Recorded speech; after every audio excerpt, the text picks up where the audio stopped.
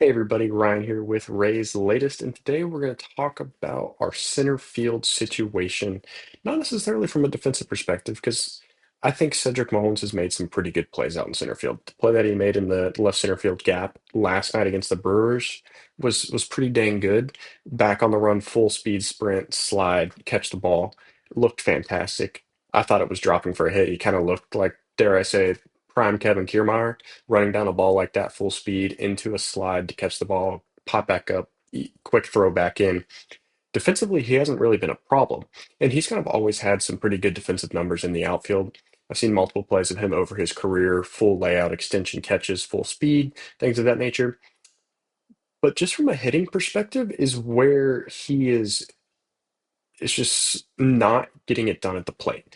And he started the season off so far. He's 1 for 21 to start the year off, which puts him about a .048 batting average, which is really bad. And he's struck out a multitude of times. He has a negative point .4 WAR, an OPS of a .182, stolen zero bases. He struck out 8 times in those at bats. Has two total bases with no walks. So it's not like he's just getting out every time he comes to the plate.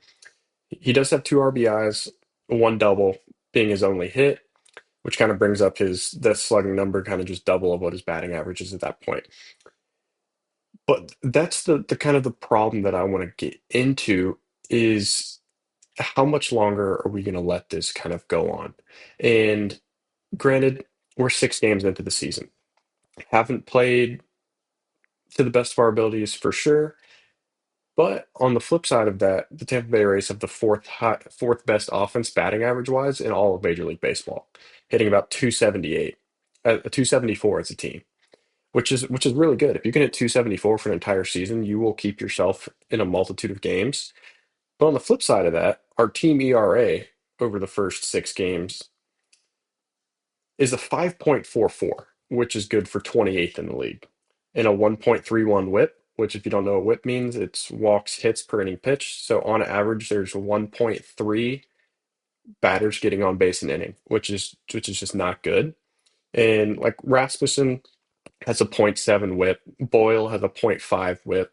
So those guys are keeping people off the bases. But on the flip side of that, Seymour's got a 2.25 whip, Sulcer's got a 2.1. Gomez has a 1.5. Steven Matz is a 1.4. Griffin Jackson's at a 3.5. That's this is not good. Griffin Jacks is granted his outings this year have not been great, but when you're allowing 3.5 base runners every single inning, it's just not going to cut. And I think that this offense can keep us in games to a point where if the pitching staff is just competent at the end of the day, especially from a bullpen perspective, like I talked on yesterday, the offense can do it. And I think that Cedric Mullins kind of getting into the swing of things is what's really needed with this team. And if he can't get it going, I don't know that there's a situation where you don't put somebody else in center field over him. I get it. We're paying him that $7 million a year to play center field for us. That's a lot in raise money for a position player, obviously. And so you want to kind of see him try to get into the swing of things. But if he can't, you have to move on at some point because you're just costing yourself money with not winning games. And that's where kind of want to transition over to Chandler Simpson, who has played a pretty poor left field. I mean, he hasn't made any bad fielding mistakes or anything like that that I've seen. I mean, he's got 13 total chances, 13 putouts. He hasn't made an error. But some of the reads that he gets on balls is a little concerning to me. And obviously his defensive abilities has always been a big question mark for him. And that's kind of where he really delved a lot of his time into this offseason and was to just getting back into the swing of I need to be better in the outfield because he has the speed to play center field. There's no doubt about it. It's just his ball, the judgment on the he played second base in college at Georgia Tech. He played second base. So his transition to the outfield, obviously he wasn't a very good second baseman in college either, But with his speed and athleticism, you can put him in a corner outfield spot and he could be okay. And I think that's just kind of what the Rays have done with him so far. And he hasn't really done anything crazy defensively that merits any praise from that perspective. But I do think that if Mullins has that question mark out there, do you put DeLuca in center? Do you put Velati in center? Do you move Simpson over? I don't think you move Simpson over, but I think there's got to be a question on who do you have play center every single day. I mean, my guess and my vote would be Johnny DeLuca just based on the start that he's had to the season. He's hitting 357 with 4 RBIs and a homer, and he's only struck out 3 times, which from a perspective comparison to Cedric Mullins, it's night and day difference. And so it's one of those things where I think you give Mullins a couple chances to kind of get back into the swing of things. But I just, some of the at-bats that I saw from him last night in the game were just horrendous. He strikes out looking way too much, and it's like he's not even seeing the ball at the plate. So I think that that's going to be a serious question in the next couple of days and weeks is who is a viable center field option for us. And Simpson, I don't think defensively can get it done, but from a hitting perspective, he's got the third highest batting average in baseball. He's hitting 476. He's got a .6 WAR, which is good for I think it was sixth in all of Major League Baseball, which you can't take him out of the lineup just because of how solid he is at the plate, and you can't put him at a DH spot, obviously. So you had to put him in the outfield somewhere, and he gets the job done okay enough. But I just don't think it's good enough to switch him over to center field, obviously, because I would rather Cedric Mullins play center field hitting .05 than I would Simpson playing center field and costing us runs at the end of the day. But I do think DeLuca could be a very good viable option to play center field when all said and done if Mullins kind of can't turn things around here.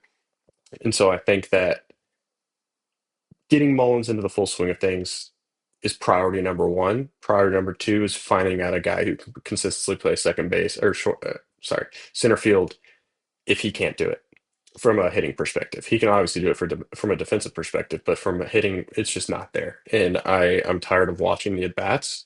Like I said, it's only game six. There's 156 more, but I'm not watching that all season. I can't do it. And so I think that something's going to have to be done in the coming weeks, and I'm kind of very curious to kind of see where the Tampa Bay Rays go with this. But I am excited, and I really like what I've seen from DeLuca and Simpson, and I think that those could be two options, preferably DeLuca and center over Cedric Mullins if it comes down to that. But the next thing I want to talk about, kind of off topic from Rays baseball, but Connor Griffin, kind of the prized prospect in Major League Baseball for the Pirates, is making his MLB debut today. Before he makes his MLB debut, the Pittsburgh Pirates decided to sign him to a 9-year, $140 million deal, which I've been a big proponent on this for a while. And I completely understand from both parties why you would do such a thing. Kind of like we saw with Christian Campbell, what the Braves have done with Acuna and Albies and Michael Harris over the years, is you get the guys signed, and kind of like what the Rays did with Wander Franco, 10 years, 180 million. And you look at the guys and you're like, this guy's worth way more than $18 million a year for sure. But there's a little bit of a caveat to that, and that's the point to where his career could go completely off the rails in a matter of a week. He could have the worst Major League Baseball debut in the history of the sport and be the worst player in Pirates history. And he now has a 9-year, $140 million contract that he has signed that has guaranteed him that much money. And so it's kind of the opposite of betting on yourself because obviously you know baseball is a very tough game. Ronald Acuna did the same exact thing with the Braves, and he's one of the best players in the game, and he's very underpaid. But on the flip side of that, he could be one of the worst players that ever played baseball once he finally gets up to the big leagues, and he has no money to show for it. So that's kind of where I stand on these things with these contracts. And granted, you have to stay in Pittsburgh for 9 years. You had to play in the Pirates organization for 9 years. He would have been under control by the Pirates for 6 years with his rookie contract, anyways. So it's just an extra 3 years in guaranteed money at the end of the day. And then he'll be 28 years old when he gets out of this contract still in his prime, hopefully for them, that he will get more money either from the Pirates or from elsewhere. But he is locked into Pittsburgh for 9 years on a $140 million deal. So we'll see how his debut goes today. Seth Hernandez is also pitching for the Pirates today as well, so they're both making their big league debuts. I'm kind of curious to see how they both do. They're both the kind of the prize prospects of the Pirates organization, so I'm excited to see what they can do. And you always obviously always got to root for guys like that who are making their debuts, and hopefully that they can kind of make a name for themselves from the get-go. But that's kind of where I stand on those contracts. I don't like it from a player's perspective if you're really good. If you turn out really good, but I completely understand from a player's perspective, why not take a guaranteed 140 million? You could blow your knee out in three places and tear every ligament in your knee sliding into second base and never be able to touch a field again. And you have a guaranteed contract. I get it. I understand, and it's kind of a safety net for the players. But on the flip side of that, if you are one of the best players to play the game, like Ronald Acuna Jr. is, and you're stuck kind of on 8-year contract for 19, $20 million, it gets a little concerning for them. Obviously, they're still young when they get to that time to either extend the contract or get a new one. So it kind of plays both sides of that.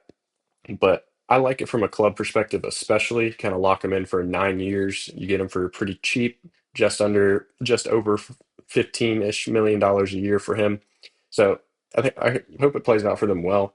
It's an organization that kind of needs a little bit of spark. I mean, you have Paul Skeens, obviously, but just from a hitting perspective, you haven't really seen that big prospect come up in quite a while. You have Bubba Chandler and people like that. So I'm excited to kind of see how he does for the Pirates, obviously, and kind of see how he makes his debut and kind of how he progresses through the years. But you guys let me know what you guys think about the outfield situation and especially what you guys think about Cedric Mullins and kind of how he's started the season on a steep down slope. Let me know what you guys think, and you guys have a good one.